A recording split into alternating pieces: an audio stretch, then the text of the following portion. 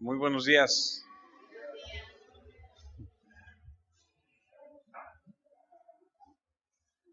Qué bueno que estamos juntos una vez más. Espero esté listo. Espero esté con ansias de aprender. Esta mañana vamos a hablar acerca de la sepultura de Jesús y vamos a ver cómo en las Escrituras, en todos los aspectos de la vida de nuestro Señor Jesucristo, hay algo muy interesante que aprender.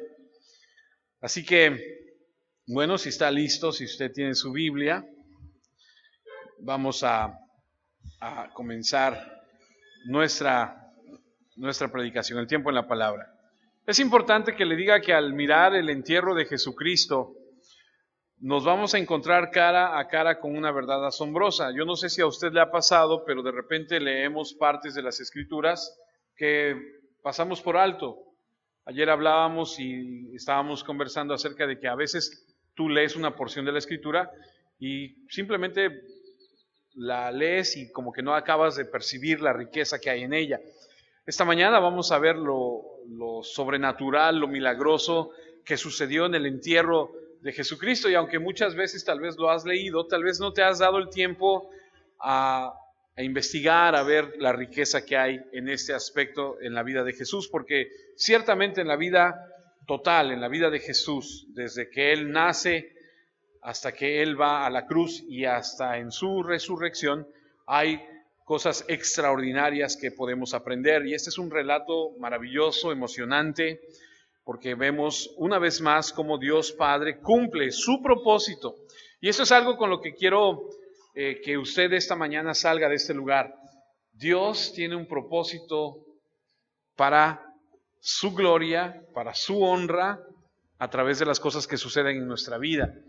Y esto es bien importante, y eso es lo que vamos a aprender esta mañana, cómo Él a través de este propósito divino, Él cumple las profecías que se han dado. Y vamos al mirar el siguiente texto del entierro de Jesús, vamos a ver cómo Él da testimonio de todo esto, y cómo incluso en la sepultura de Jesús se recalca el hecho de que Él no era otra cosa más que lo que dijo que era, el Hijo de Dios, y vamos a ver cómo se desenvuelve de manera maravillosa y emocionante. Vamos a ver en esta porción de la Escritura, y con el favor de Dios vamos a terminar el capítulo 27 de Mateo. Vamos a ver 3 testimonios. Vamos a ver el testimonio de José de Arimatea. Vamos a ver a las Marías, si me permite, porque vamos a hablar acerca de María Magdalena y de la otra María. Y vamos a hablar acerca del testimonio de los sacerdotes y de los fariseos. Así que, sin más, vamos a la Escritura. Mateo 27, a partir del versículo 57. Ya estamos en la recta final y, como le dije hace un momento, si Dios permite, hoy terminamos el capítulo 27, para después ir ya hacia el último de los capítulos de Mateo. Mateo 27, versículo 57. Cuando llegó la noche, vino un hombre rico de Arimatea llamado José, que también había sido discípulo de Jesús. Este fue a Pilato y pidió el cuerpo de Jesús. Entonces Pilato mandó que se le diese el cuerpo, y tomando José el cuerpo, lo envolvió en una sábana limpia y lo puso en un sepulcro nuevo que había labrado en la peña, y después de hacer rodar una gran piedra a la entrada del sepulcro, ¿cómo dice? Se fue. Ok. Ahora, no sabemos mucho acerca de este hombre, pero sí nos da la Escritura lo suficiente como para ver realmente cosas extraordinarias en lo que es esta porción de la Escritura. Déjame darte un poquito de historia acerca de lo que está pasando aquí. Lo que estamos leyendo aquí es parte de 2 profecías que se tienen que cumplir en el entierro de Jesús. Una de ellas está dada por el profeta Isaías. La otra, y esa es en el Antiguo Testamento, está dada por el mismo Jesús, y esa es obvio en el Nuevo Testamento. Así que vamos a ver cómo es que, por ejemplo, en Isaías, en el capítulo de Isaías que vamos a leer, en la porción que vamos a leer, es un capítulo que está dedicado a narrar la muerte de Cristo, cómo lo despreciaron, lo rechazaron los hombres, cómo es que lo nombra varón de dolores, cómo es que Él soportó nuestras penas, fue herido y por nuestras transgresiones, etcétera, etcétera, etcétera. Así que si me acompaña, vamos a ver la primera de las profecías que tienen que ver con que Cristo tiene que ser enterrado. ¿Dónde? ¿Por quién? Etcétera, etcétera. Es fascinante. Acompáñame a Isaías 53, versículo 9. Isaías 53, versículo 9, es parte de este capítulo del que yo les mencionaba hace un momento, a donde se narran los dolores de Jesús y de todo lo que sucede en su vida cuando Él está en la cruz. Dice Isaías 53, 9, y lo voy a leer en dos versiones diferentes para que vea la riqueza que hay en él. Y se dispuso, esta es la versión 1960, con los impíos su sepultura, mas con los ricos fue en su muerte, aunque nunca hizo maldad ni hubo engaño en su boca. Ahora, yo sé que la gran mayoría de nosotros tenemos esa porción, esa traducción. Ahora permítame leer lo mismo en una traducción Palabra de Dios para todos. Lo enterraron al lado de criminales y en una tumba de ricos, aunque él nunca fue violento ni engañó a nadie. Fíjese cómo Isaías, desde que está dando la profecía de lo que habría de suceder con Jesucristo, narra el punto a donde la intención era que se enterrara con estos maleantes, no se cumplió. Se enterró en un lugar para ricos. Ok. Ahora, el Espíritu Santo, a través de la profecía de Isaías, nos dice esto, que iba a ser enterrado en una tumba de rico. Ahora bien, esa profecía es bastante extraña y como que un poco confusa, difícil de entender, hasta que uno llega a la escena funeraria de Jesucristo. Tenga en cuenta que debió haber sido enterrado, o debieron haberlo enterrado junto con los delincuentes. ¿Se acuerdan que hablamos de eso? ¿Se acuerdan que cuando Jesús es llevado con Pilato y Pilato quiere de alguna forma quitarlo de esta situación en la que está, y por tradición los romanos eran benévolos en esa época del año, saca a Barrabás, ¿se acuerdan? Y les dicen, ¿Barrabás o Jesús? Y todo el mundo grita, suelta a Barrabás. Y cuando vemos la escena de los dos delincuentes que están al lado de Jesús en la cruz, entendemos que la cruz a donde Jesús fue crucificado era para Barrabás, ¿ok? Y entonces vemos que Isaías dice, debieron haberlo enterrado junto a los delincuentes. Ahorita más adelante le voy a decir dónde es que ponían a los delincuentes, los romanos. Algo así como una fosa común, pero le voy a explicar un poquito más adelante. La segunda profecía que vemos no es del Antiguo Testamento, es del Nuevo. Acompáñame ahora a Mateo 12. Mateo 12, en palabras de Jesús, del mismo Jesús, versículo 40, narra lo siguiente. Y está hablándole a los fariseos que le están pidiendo una señal. Él dice, porque como estuvo Jonás en el vientre del gran pez, ¿cuántos días? 3 días y 3 noches. Así estará el Hijo del Hombre en el corazón de la tierra 3 días y 3 noches. Muy explícito. Jesús aquí predice que habrá 3 días entre su muerte y su resurrección.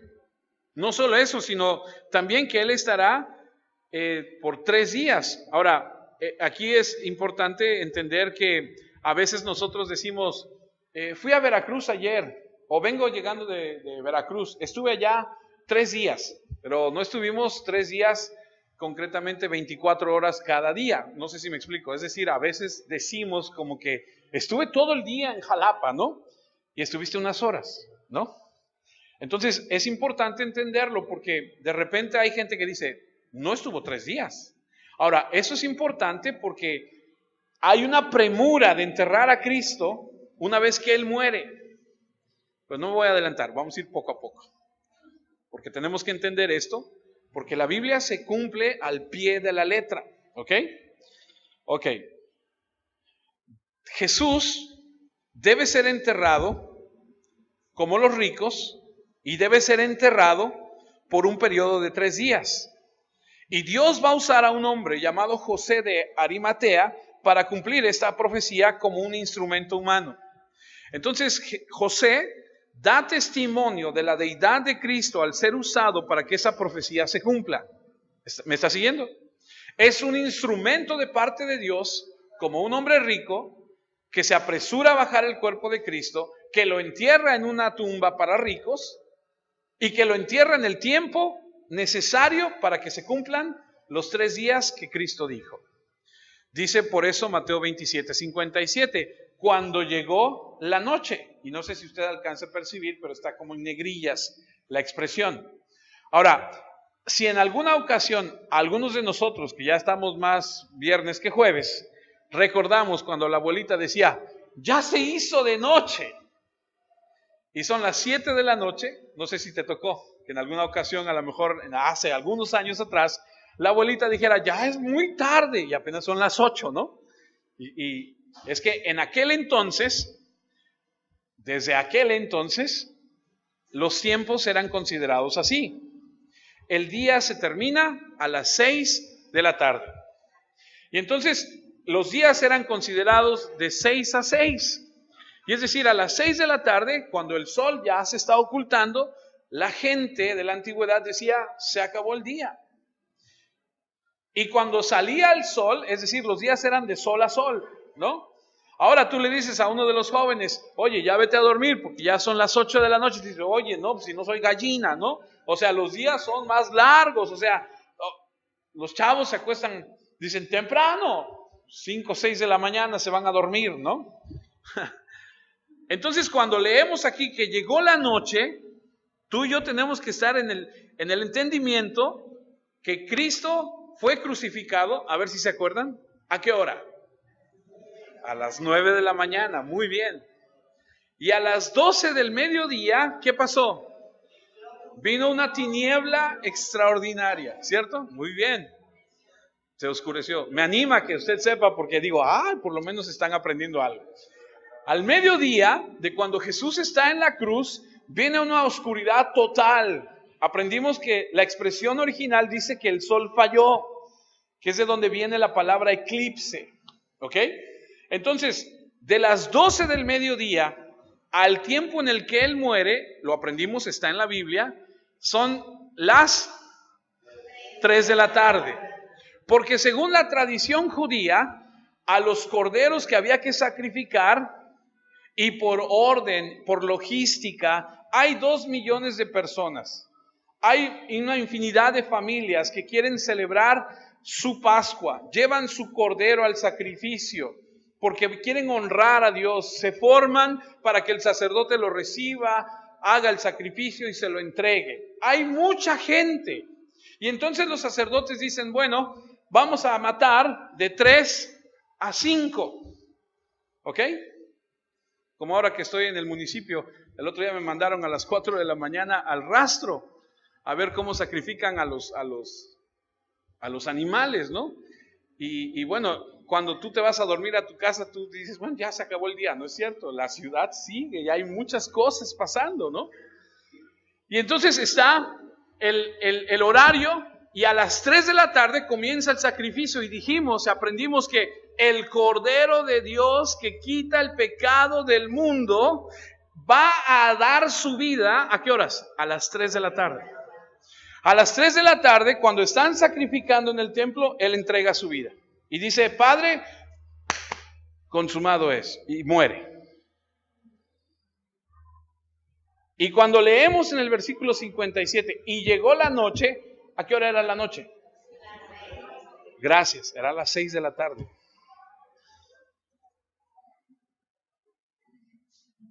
O sea que para que José cumpliera la profecía,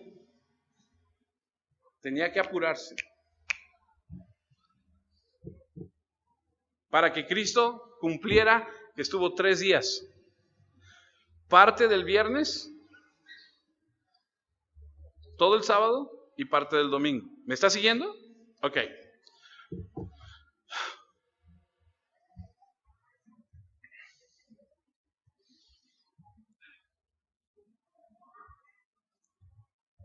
Me encanta puntualizar que cuando Cristo está en la cruz, como aprendimos también, a la gente le traspasaban en la parte de abajo de la muñeca, de aquí de la mano, No lo hacían en medio porque se rasgaría la piel.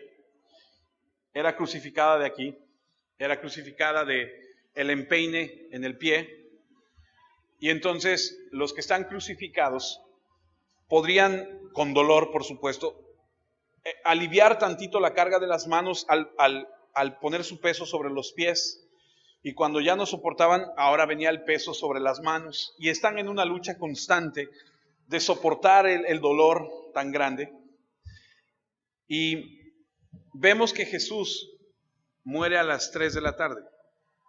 Ahora, esto es importante recalcarlo porque lo que vamos a ver es que Jesús no batalla por sobrevivir. No está así, no quiero morir, no quiero. No, Jesús dice, a mí nadie me quita la vida, yo la doy.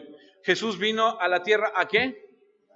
A morir por nuestros pecados. Cuando Él dice, tenemos que ir a Jerusalén, y le dice a sus discípulos, ellos dicen, no, espera, allá te odian, Sí, tenemos que ir. Es un hombre valiente, que sabe que va a ir a la cruz, a morir, a derramar su sangre por ti y por mí. Y no es como nosotros, que dice, no, allá me están esperando, no, mejor no vamos. No, Él dice, vamos, porque tengo que cumplir la obra por la que vine a la tierra. Entonces, cuando Él va a la cruz, no se resiste, como aprenderemos ahorita. Tiene que dar su vida.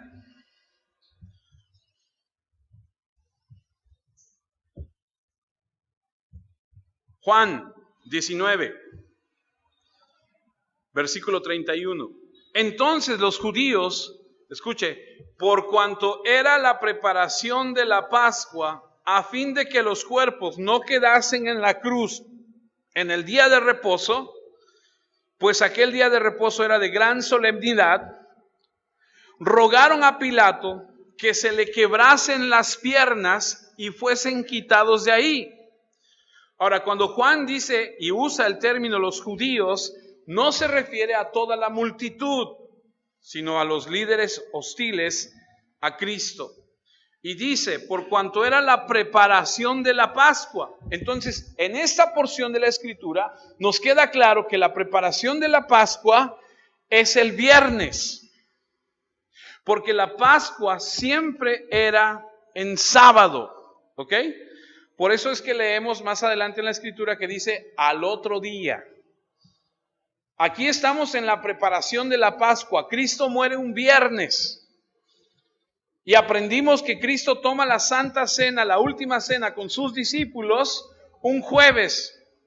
Y aprendimos que en una región de Israel la tomaban el jueves y en otra el viernes. Los galileos era el jueves y por eso como galileos la toman el jueves para que Él pueda morir el viernes y todo está sincronizado. Por eso te digo que todo lo que sucede en la vida es porque Dios lo permite. ¿Cuántos dicen amén? Entonces, cuando suceda algo, no digas, ¿por qué? Porque Dios tiene un plan. Amén. Ahí ya no dijeron amén todos, ahí ya nada más 1, 2. Ok. Éxodo.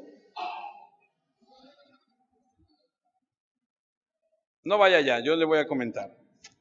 Todo esto que estamos viendo de la preparación de la Pascua, todo esto que estamos viendo que tiene que ver, que está relacionado con lo que está sucediendo en el entorno de la crucifixión de Cristo, es algo que ha sido establecido por Dios años, muchos años atrás. ¿Ok? Muchos años atrás, desde que Dios le da la orden a Moisés de sacar a su pueblo de Egipto y van en el camino hacia la tierra prometida y se establece el tabernáculo en el desierto y se le enseña al pueblo de Israel que a través y solamente a través del derramamiento de sangre hay que perdón de pecados.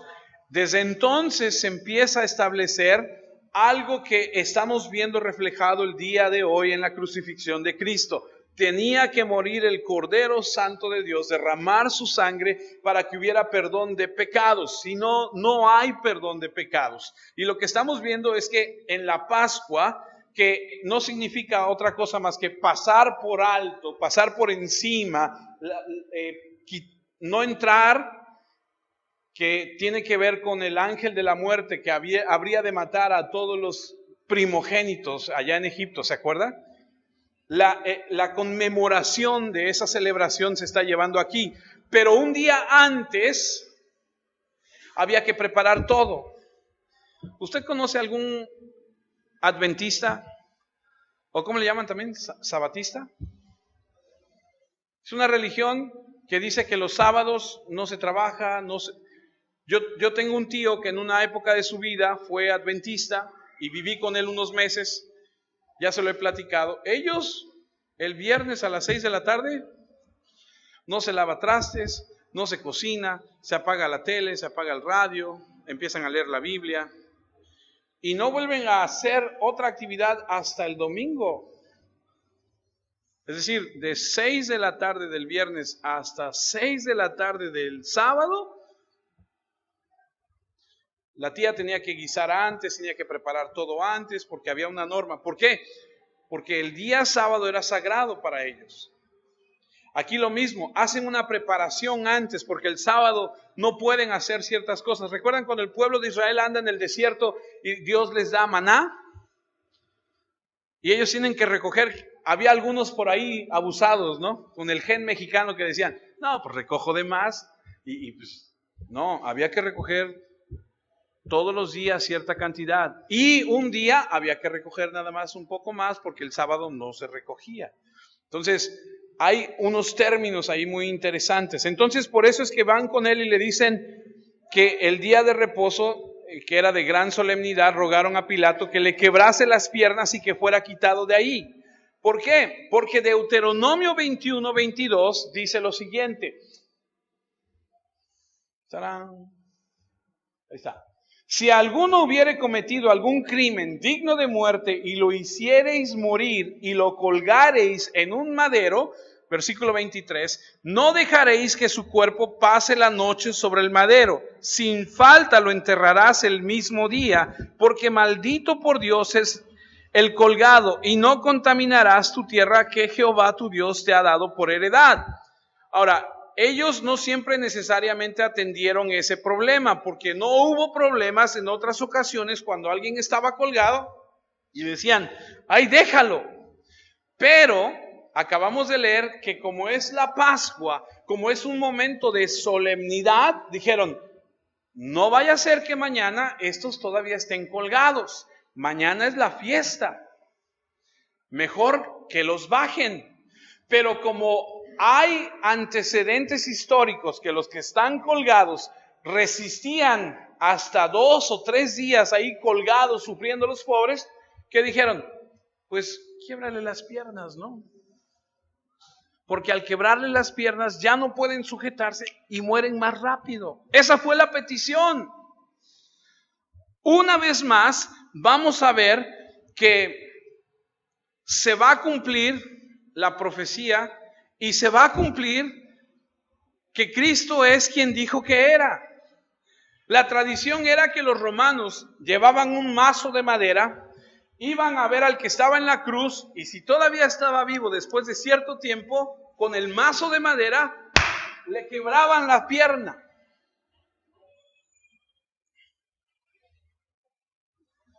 Hasta que el hueso se convertía en polvo, es decir, hasta que no hubiera nada que lo ayudara a resistir. Querían que muriera rápido. ¿Por qué le estoy diciendo todo esto? Bueno, le estoy diciendo todo esto porque hay una profecía. Pero permítame leerles Juan 19:32. Vinieron pues los soldados y quebraron las piernas al primero, y asimismo al otro que había sido crucificado con él. Y luego el versículo 33 dice, mas cuando llegaron a Jesús, como le vieron, ¿qué dice?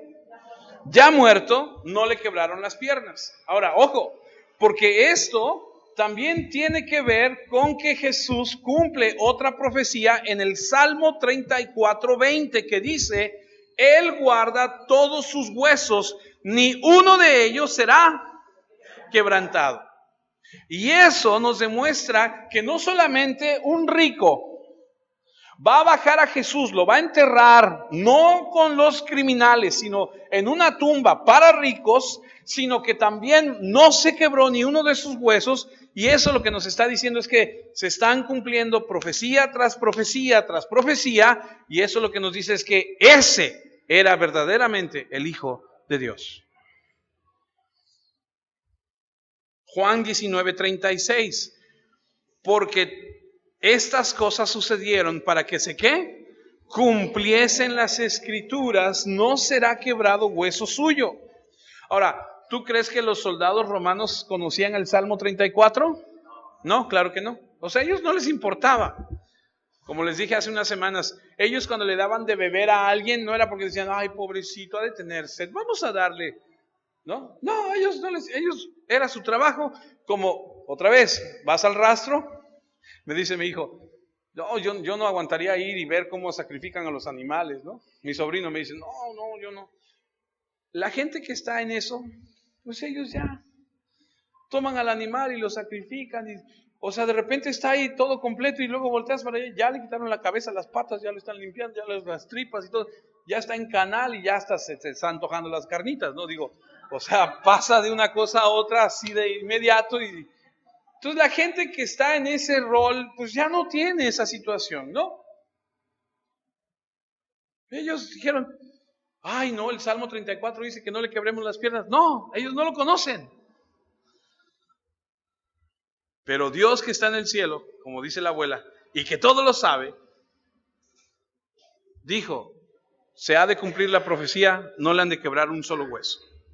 Juan 19:34, pero uno de los soldados le abrió el costado con una lanza, y al instante, dice, salió sangre y agua. El versículo 37, ¿por qué lo hicieron? Bueno, Juan 19:37 dice, y también otra escritura dice, ¿qué? Mirarán al que traspasaron.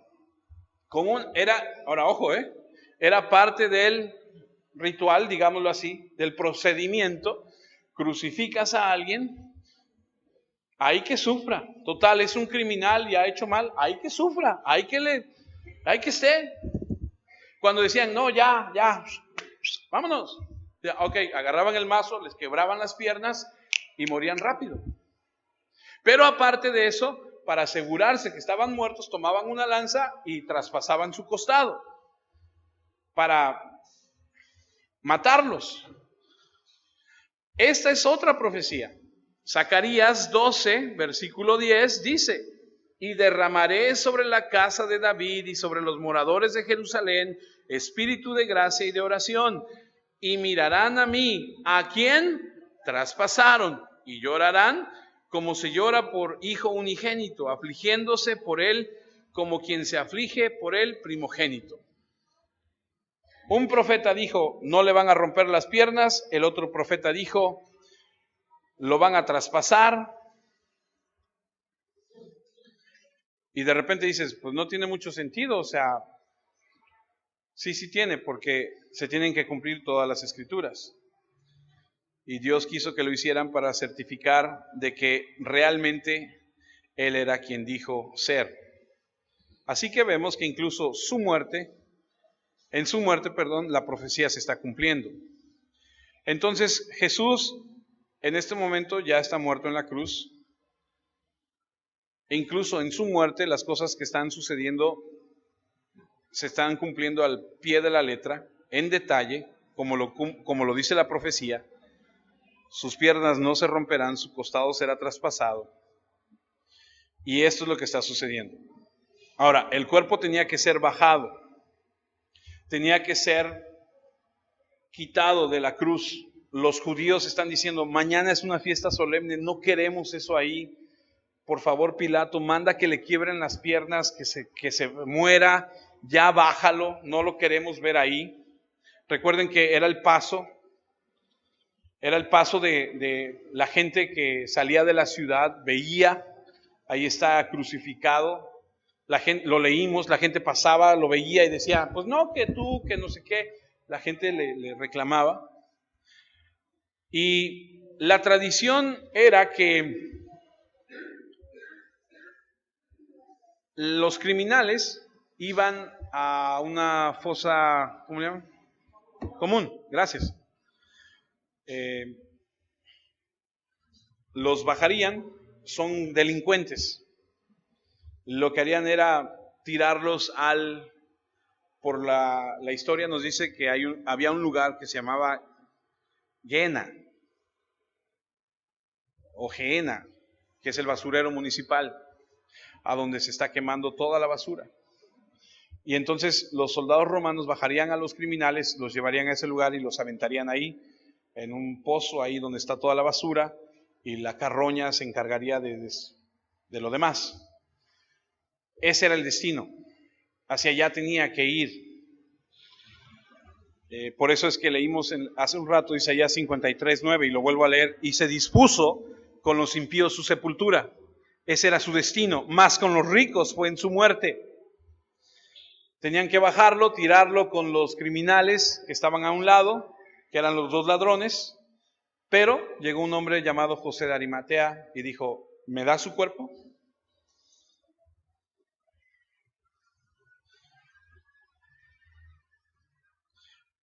Y es extraordinario pensar, si usted estuvo aquí la semana pasada, usted recordará que dijimos que de todos los discípulos, de los 11 discípulos, porque ya Judas ya no está, solamente hay uno, ¿se acuerda? Y ese discípulo era Juan, y estaba con las mujeres. Y cuando se trata de pedir el cuerpo de Jesús, el hombre que lo pide no es ningún discípulo, no es ninguna mujer. Ojo, ellos no tienen recursos para enterrar a Jesucristo. ¿Ha escuchado esa expresión que aún morirse sale caro? ¿Sí? Y es verdad. Porque hay que pagar impuestos, hay que pagar la fosa, hay que pagarle... No, es una serie de cosas. Entonces, incluso enterrar a Jesús. Esta gente viene de Galilea, lo leímos. Lo viene siguiendo. Esas mujeres vienen desde Galilea. No tienen un terreno en Jerusalén. Acuérdense que aprendimos que las tumbas de antes no son como las de ahora, que hacen un hoyo de 1,60 m por 2 metros de largo. Digo, ahora que estoy en los panteones también ya estoy aprendiendo hasta de eso. Bueno, entonces no es así. Hay una cueva, hay que rascar en la montaña, hacer una cueva, meterlo ahí, poner una gran piedra. Y no hay, y eso vale dinero. Y entonces, qué casualidad que un hombre rico de Jerusalén, que tiene una tumba, por cierto, cerca de donde lo crucificaron, porque el reloj está corriendo y hay que enterrarlo antes para que se cumplan los 3 días. ¿Está conmigo?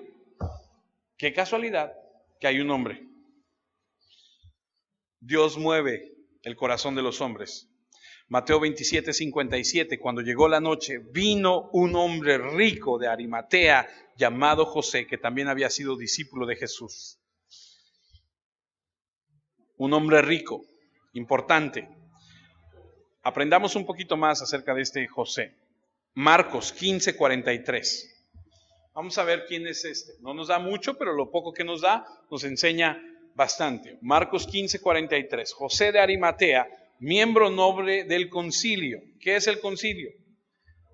Es el famoso Sanedrín, los judíos, los jefes, que también esperaba el reino de Dios, vino y entró, y esta palabra me encanta, osadamente a Pilato y pidió el cuerpo de Jesús. Era un miembro del cuerpo gobernante, del mismo cuerpo gobernante, de los mismos que condenaron a Dios, al Hijo de Dios, a Jesús, miembro del Sanedrín, pero dice que esperaba. Y a lo mejor te preguntas, pero ¿cómo si era miembro permitió que hicieran lo que hicieran? Bueno, Lucas 23, capítulo 50, versículo 50, dice: había un varón llamado José de Arimatea, ciudad de Judea, el cual era miembro del concilio, varón, ¿cómo dice? Bueno y justo. Este que también esperaba el reino de Dios. Y luego añade algo y dice: y no había consentido en el acuerdo ni en los hechos con ellos. Cuando la Biblia marca y dice, este era un hombre rico, de cierta clase social, que esperaba en Dios, que creía en el Hijo de Dios, que era su discípulo. Y nos marca que este hombre tiene la osadía, la valentía, el coraje de ir con Pilato y decirle: yo soy miembro del Sanedrín, esos mismos que condenaron a este hombre a la muerte, y ahora vengo a pedirte su cuerpo. Tenemos que detenernos y pensar, ¿qué está pasando? Porque Mateo 27:57 dice: cuando llegó la noche, vino un hombre rico de Arimatea llamado José, que también había sido discípulo de Jesús. Y aprendemos que los miembros del Sanedrín, los que conforman este grupo de hombres que tomaron la decisión de llevar a Cristo a la muerte, bueno, por lo menos eso es lo que ellos creen, tienen cierta jerarquía, mucha diría yo. Tal vez este hombre estuvo en el juicio de Anás y Caifás una noche antes de que lo lleven con Pilato, ¿se acuerda? Cuando lo arrestan allá en el jardín. Es miembro, tiene derecho a estar, tiene acceso. Tal vez incluso estuvo en el juicio ahí con Pilato. Y en lo que él está viendo el proceso de lo que está, hacia dónde se está dirigiendo todo, él en su mente y en su corazón, como discípulo de Jesús, está viendo lo que va a suceder. Y Dios, el Señor, estoy seguro, está preparando su corazón para hacer esto. Y le voy a decir por qué. Juan 19:38 dice que después de todo eso, José de Arimatea, que era discípulo de Jesús, pero secretamente por miedo de los judíos, rogó a Pilato que le permitiese llevarse el cuerpo de Jesús, y Pilato se lo concedió. Entonces vino y se llevó el cuerpo de Jesús. Y leímos cuando empezamos nuestro estudio hace un momento que dice que lo bajan, lo envuelven en una sábana, va, lo entierra y luego dice, se va. Ok, este hombre está en riesgo su permanencia en el Sanedrín, está en riesgo su fortuna, su reputación social. Escuche y aprenda. Hay hombres todavía en este mundo que no les importa lo que la gente pueda pensar o pueda decir por su amor a Cristo. ¿Está ahí? Pero hay gente, al contrario, que dice, si voy a perder mi reputación, si voy a perder mis amistades, si voy a perder mi posición, no me arriesgo y mejor no. Pero este hombre nos enseña que a pesar de tenerle temor, él va, ruega. Ahora, como Pilato ha sido amenazado antes, y lo aprendimos, por los líderes judíos que le dijeron, ¿lo mandas a la muerte o te hacemos una revuelta? Lo aprendimos, ¿se acuerdan? La historia nos marca que lo tenían amenazado y que así como que vamos y le decimos al César, porque si no lo crucificas no eres amigo del César, ¿se acuerdan? Entonces Pilato, al ver que viene José de Arimatea, que es del Sanedrín, que le pide, podría haber dicho, tú no eres familiar, que venga la familia y que pida el cuerpo de Cristo, ¿cierto? Lo que vio fue a un hombre que pertenece al grupo que lo amenazan de ir con el César y decir, este hombre no está gobernando bien, y dijo, ¿sabes qué? Yo no quiero nada que ver con esto, llévatelo, y se lo da, y se cumple lo que el Dios Padre sentado en su trono quiere que se cumpla en esta tierra, porque todo lo que sucede en esta tierra es porque Él lo permite. Amén. Ok, vamos bien. Marcos 15:43. José de Arimatea, miembro noble del concilio, que también esperaba el reino de Dios, vino y entró osadamente a Pilato y le pidió el cuerpo de Jesús. Tuvo que moverse rápido porque tenía que enterrar a Jesús, porque aún era viernes.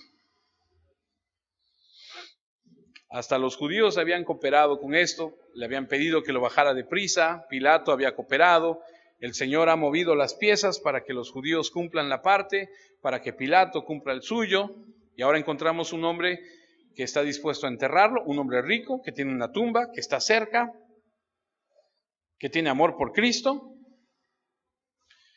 Lo bajan, empiezan a hacer los preparativos con rapidez para enterrarlo antes de que sea sábado, para que se cumpla la profecía. Ahora, él no está preocupado por contaminarse. Los judíos tenían esa tradición de que cuando iban al mercado y regresaban a su casa, se bañaban porque se habían contaminado con los gentiles. Hoy vengo todo sucio porque fui al mercado y había gente, había esa chusma, los gentiles. Él no está preocupado por eso, porque incluso estuvo cerca del cuerpo. No sabemos si él mismo lo cargó, si él mismo lo preparó, pero estuvo cerca, tuvo que ver con eso. Entonces él no está preocupado por eso. ¿Ok? Mateo 27:58. Este fue a Pilato y pidió el cuerpo de Jesús. Entonces Pilato mandó que se le diese el cuerpo. El precio que tuvo que pagar este hombre, el riesgo.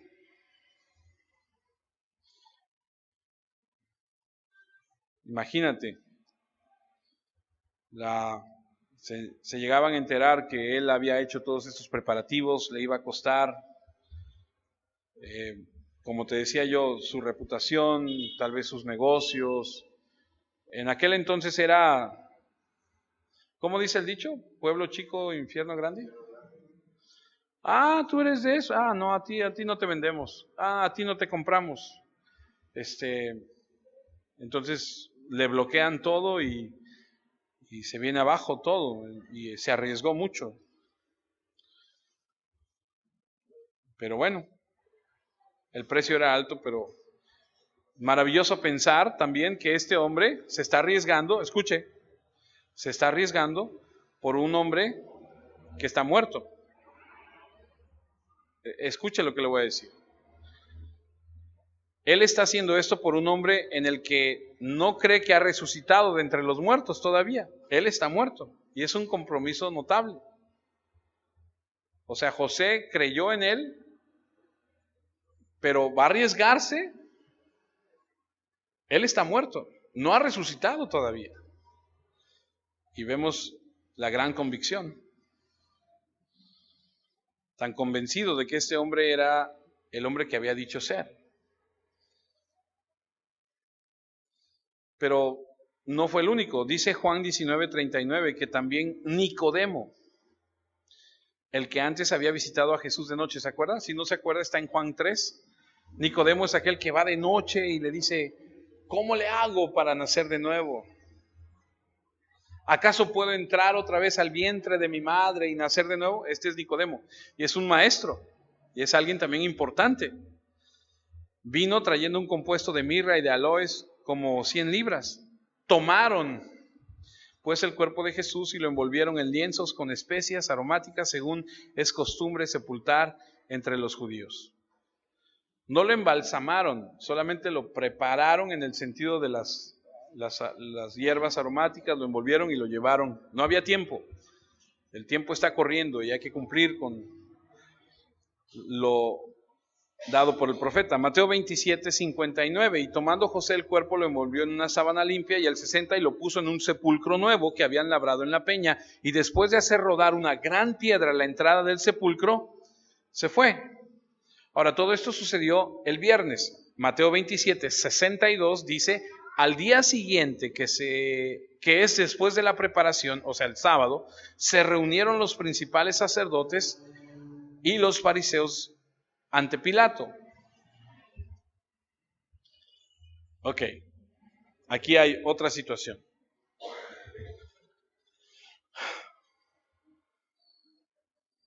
José de Arimatea, sin saberlo, estaba orquestando para cumplir con la profecía específica de que Jesús estaría 3 días. Eso ya lo aclaramos. Él era rico y cumplió la profecía de que no estaría su lugar entre los criminales, sino entre los ricos. Ya lo vimos. Mateo 27:61. Y estaban ahí María Magdalena y la otra María, por eso les decía yo de las 2 Marías, sentadas delante del sepulcro. Y aquí vemos un segundo grupo. El primer testimonio es de José de Arimatea.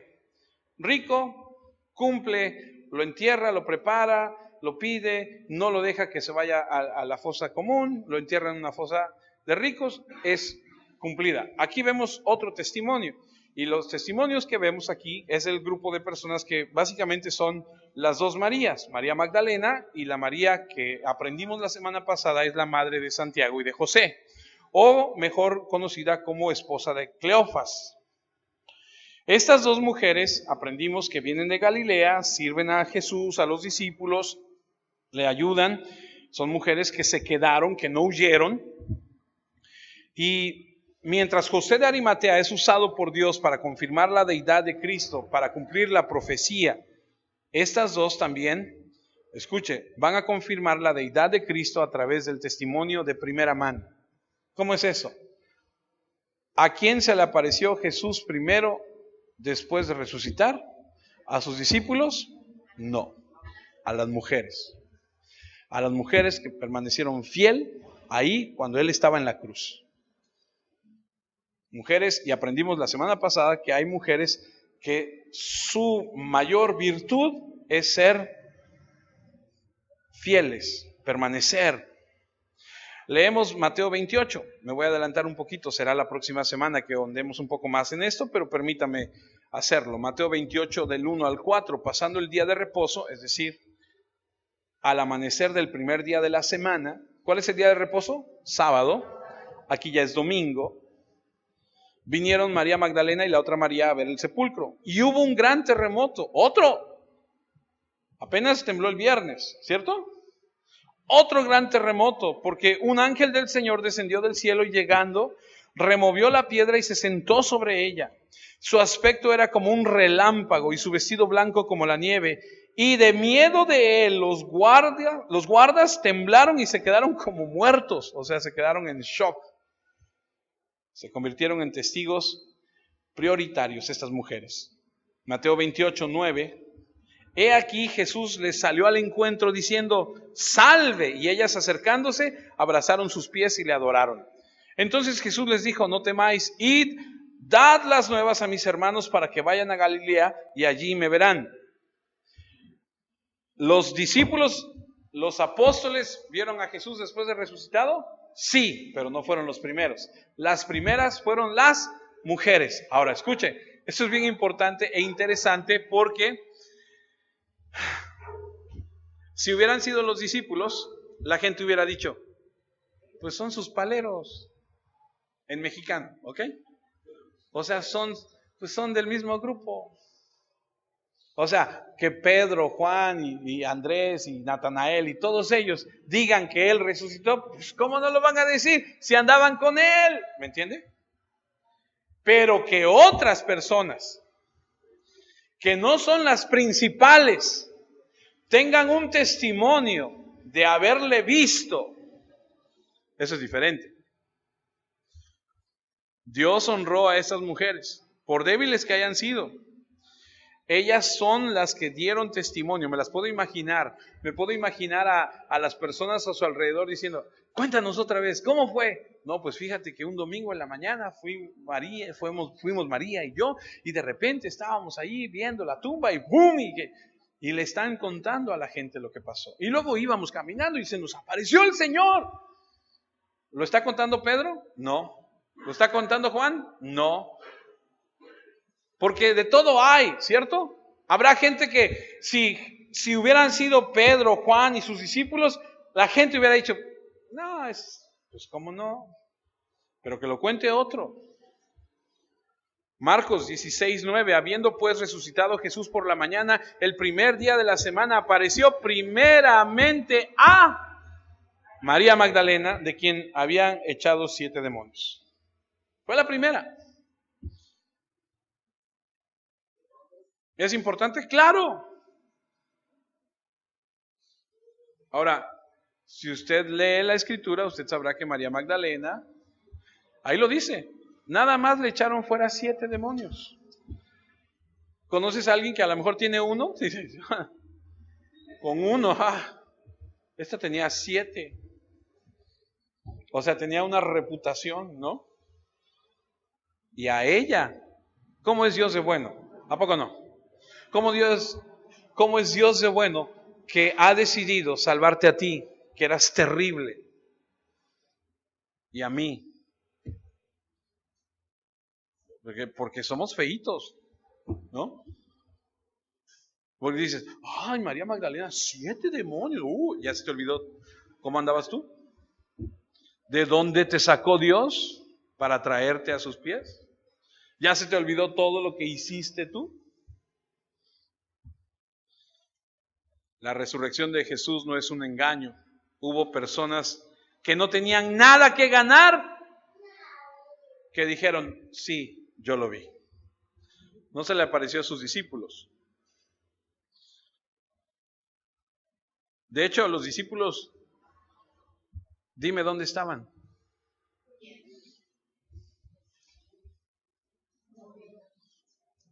Escondidos. No saben, no nos dice dónde están. Si no leemos que está Juan ahí, diríamos, ninguno estaba, pero ahí estaba Juan por lo menos, que tiene que cuidar a su tía María, que es la madre de Cristo. Aprendimos la semana pasada que es su tía, y le dice, ahí está tu mamá, y la recibe. ¿Y los demás? ¿Dónde está Pedro que dijo, hasta la muerte voy contigo? Como muchos de nosotros que decimos, Señor, si tú me das esto, yo te voy a dar. Y cuando te lo dan, ¿dónde está? ¿Quién sabe? Entonces Dios dio a algunos testigos presenciales esto para que difundieran la palabra de la resurrección a través del testimonio de primera mano y mediante la profecía cumplida, incluso en el entierro de Cristo. Tercer grupo, ya vamos a acabar. Los sacerdotes y los fariseos. Estos, iba a decir mugrosos, pero no lo voy a decir. Sí, ya lo dije, de eso se trata. Esta gente que aún en la muerte de Cristo ya está muerto, aún cuando ya está muerto, siguen atacándolo. Mateo 27, 62 dice, al día siguiente, que es después de la preparación, se reunieron los principales sacerdotes y los fariseos ante Pilato. Ese sábado, O sea, primero vimos que las mujeres fue domingo, pero este sábado, ya me regresé, pero es para que usted tenga una idea. No se me pierda. Van a ver a Pilato. Ahora, escuche, ¿quién llora? Ya.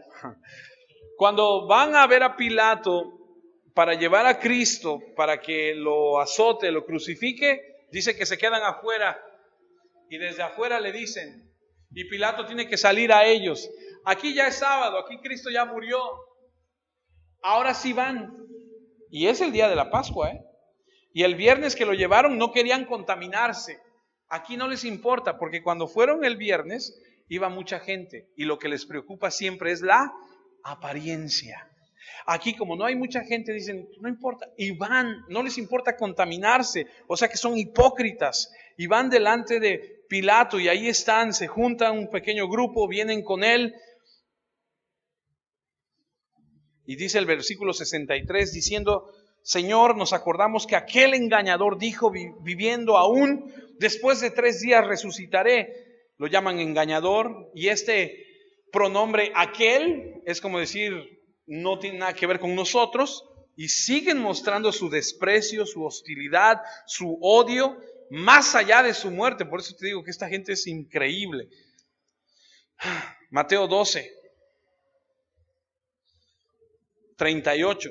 Recuerdan, le dicen a Pilato, es que dijo que iba a resucitar al tercer día, y es lo que leímos hace rato. Entonces respondieron algunos de los escribas y de los fariseos diciendo, Maestro, deseamos ver en ti una señal. Él respondió y les dijo, la generación mala y adúltera demanda señal, pero señal no les será dada, sino la señal del profeta Jonás. Porque como estuvo Jonás en el vientre del gran pez 3 días y 3 noches, así estará el Hijo del Hombre en el corazón de la tierra 3 días y 3 noches. Los hombres de Nínive se levantarán en el juicio con esta generación y la condenarán, porque ellos se arrepintieron a la predicación de Jonás. Y he aquí más que Jonás en este lugar. Y ellos entendieron lo que estaba diciendo, que iba a estar 3 días y 3 noches en el corazón de la tierra, al igual que Jonás, que entró en el vientre y salió del vientre de la ballena o del gran pez. Y sabían lo que estaban diciendo, que lo iban a enterrar, se iba a levantar, lo que los discípulos ni siquiera entendieron, no lo entendieron.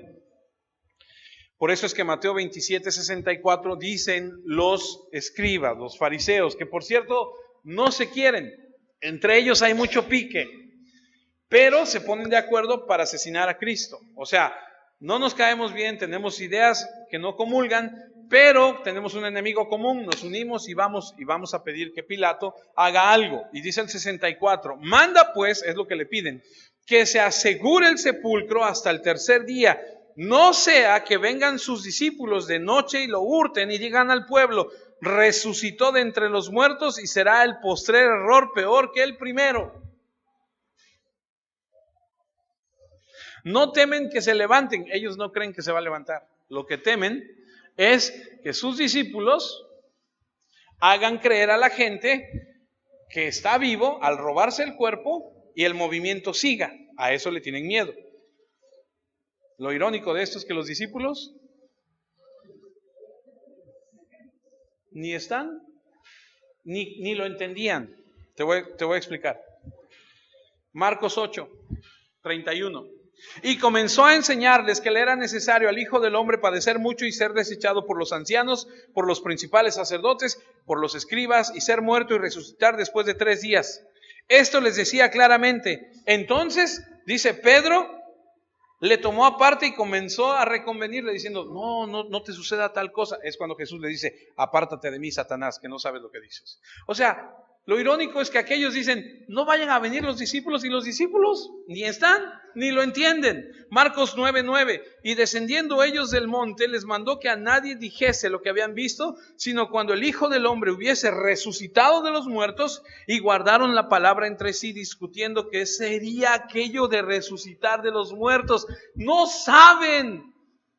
Marcos 9:31, porque enseñaba a sus discípulos y les decía, el Hijo del Hombre será entregado en manos de hombres y le matarán, pero después de muerto resucitará al tercer día. Pero ellos no entendían esta palabra y tenían miedo de preguntarle. Lo irónico es que aquellos creen que los discípulos van a venir, lo van a sacar, y estos no entienden nada. Otra vez, un testimonio de parte de Dios. Marcos 10:33. He aquí subimos a Jerusalén, y el Hijo del Hombre será entregado a los principales sacerdotes y a los escribas, y le condenarán a muerte y le entregarán a los gentiles, y le escarnecerán, le azotarán, escupirán en él, y le matarán, mas al tercer día resucitará. Ellos no entienden qué está pasando. Dice Juan 20:9, porque aún no habían entendido la escritura que era necesario que él resucitase de los muertos. Y aquí están los religiosos preocupados. Ok, entonces van con Pilato y le dicen, no vaya a ser que el postrer error sea peor que el primero. Así le dicen. ¿Se acuerdan? Lo acabamos de leer ahorita. Le dice, manda a alguien que selle la tumba, no vaya a ser que el postrer error sea peor que el primero. ¿Cuál fue el primer error?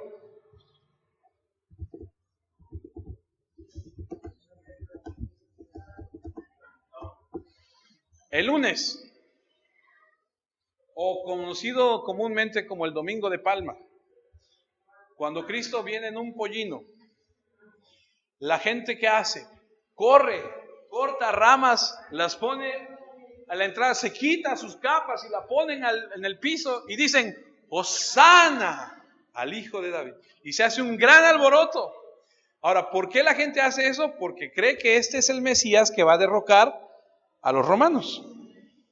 Cuando Pilato sale con Jesús y les enseña al pueblo y les dice, aquí está este Jesús, yo no hallo nada malo en él.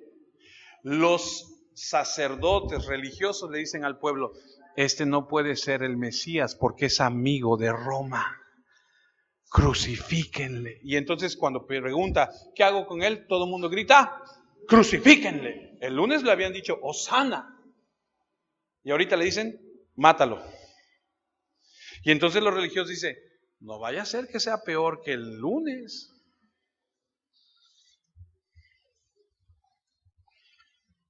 Mateo 27:65, ya vamos a acabar. Y Pilato les dijo, ahí tienes un guardia, id, asegurad, escuche, como sabéis. Y eso me llamó mucho la atención. Aseguradlo como sabéis. Entonces ellos fueron y aseguraron el sepulcro, sellando la piedra y poniendo la guardia. O sea, no se trataba de poner una guardia para asegurarlo. Hay un método.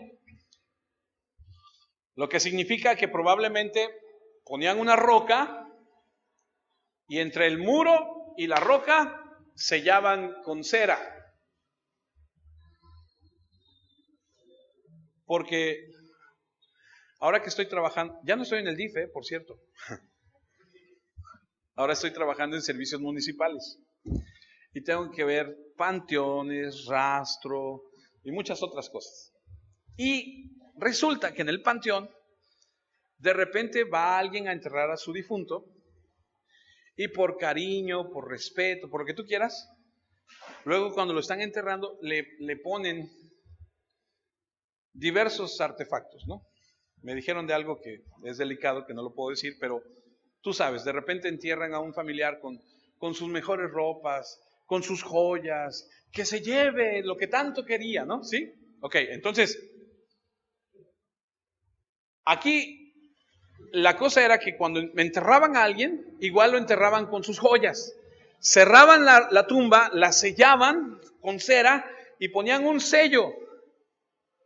Y le ponían un sello romano para que el ladrón que osara abrirla al violar el sello romano recordara que estaba violando una ley romana y que los romanos eran terribles, los podían crucificar. Entonces al poner el sello decían, tú sabes. Y lo que estos hombres no sabían era que eso precisamente, el poner una guardia, el poner un sello, lo único que iba a traer era un testimonio veraz de que Cristo resucitó. Porque iba a haber testigos, los guardias. Lo vamos a leer la próxima semana, pero les tuvieron que billetear, como decimos en mexicano. Les tuvieron que dar un buen dinero para que no dijeran nada.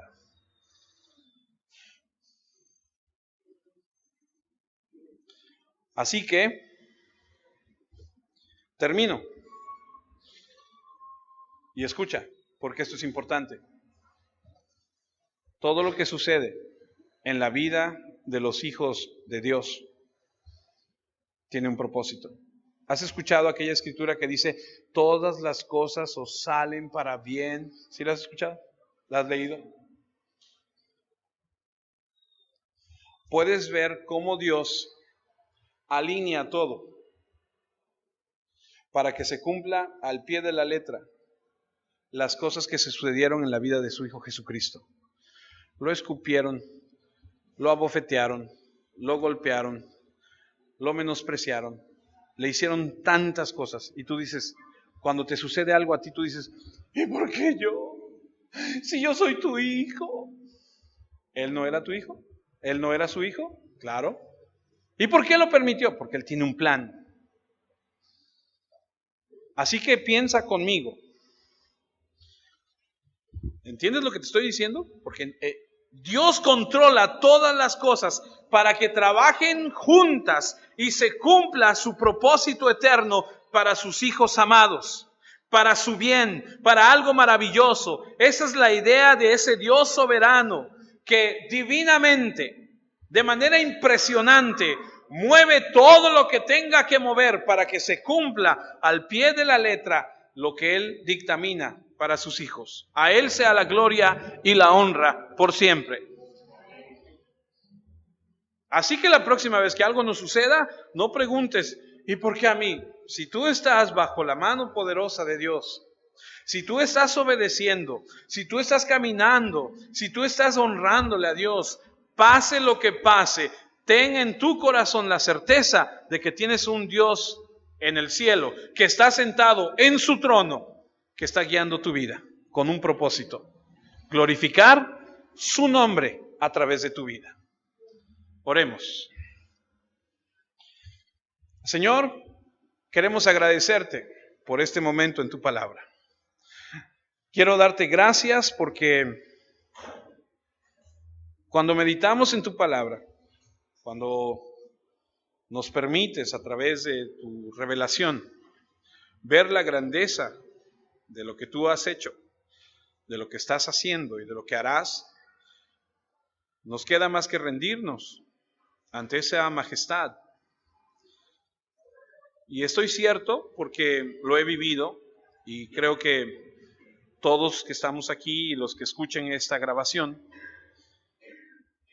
podrán coincidir conmigo que hay ocasiones en nuestras vidas en las que hemos visto tu mano poderosa librarnos de tantas cosas, para que por lo menos el día de hoy todos podamos decir, Dios ha sido bueno conmigo. Entendemos que si no tenemos todo lo que queremos, tenemos más de lo que necesitamos. Entendemos que a pesar de haber sido como hemos sido en nuestra vida, de haber hecho las cosas que hemos hecho, tú has sido bueno con nosotros. Y esta mañana, después de escuchar la asombrosa narración del entierro, de la sepultura de nuestro Señor y amado Jesucristo, nos damos cuenta que todas las cosas están en tus manos. Tú usas todas las cosas para glorificar tu santo nombre. Gracias, porque en tu palabra es que puedo confiar, porque en tu bondad es que puedo descansar, porque a pesar de lo que suceda en mi vida, en la vida de mis seres amados, mientras yo confíe en ti, yo sabré que tú recibirás la gloria y la honra. Y ese